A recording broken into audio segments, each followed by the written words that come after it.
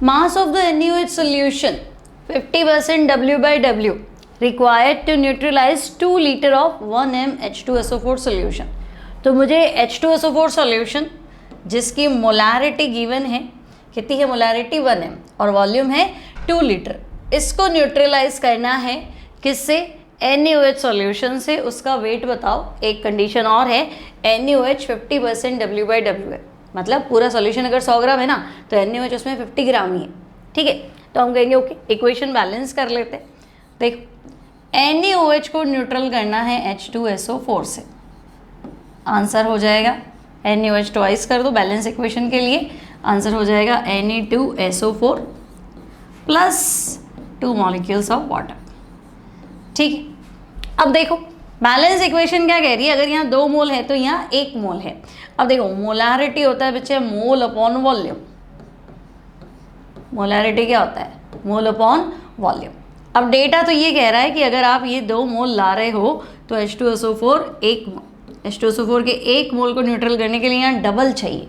ठीक है, मान लेते हैं कितना लाए हो H2SO4, तो तुम कह रहे हो मोलारिटी 1 है वॉल्यूम 2 है, मोलारिटी 1 है वॉल्यूम 2 है ना, तो m इंटू वी।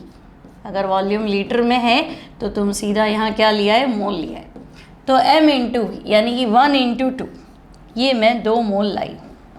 तो तुम कहोगे 1 के लिए तो ये 2 चाहिए, कि तुम 2 लाए हो तो NaOH तो मुझे 4 मोल चाहिए। ठीक है, तो NaOH मेरा रिक्वायर्ड हो गया 4 मोल। बस अब क्या करना है, मोल आ गया तुम्हें। मोल का फॉर्मूला क्या होता है? Mass upon molar mass.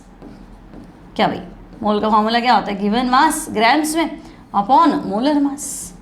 अब NaOH के मोल तुम्हारे पास 4 है, मास तुम लाओ।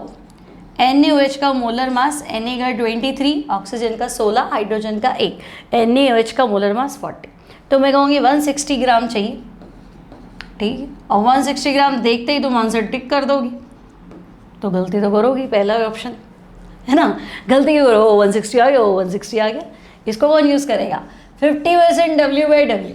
50% W/W मतलब अगर तुम 100 ग्राम सॉल्यूशन लेते हो तो NaOH तो 85 है ना, तो तुम अगर 100 ग्राम ले रहे हो तो NaOH 85, यानी अगर तुम्हें 160 चाहिए तो तुम्हें 320 ग्राम सोल्यूशन लेना पड़ेगा, क्योंकि उसमें 50% ही NaOH है।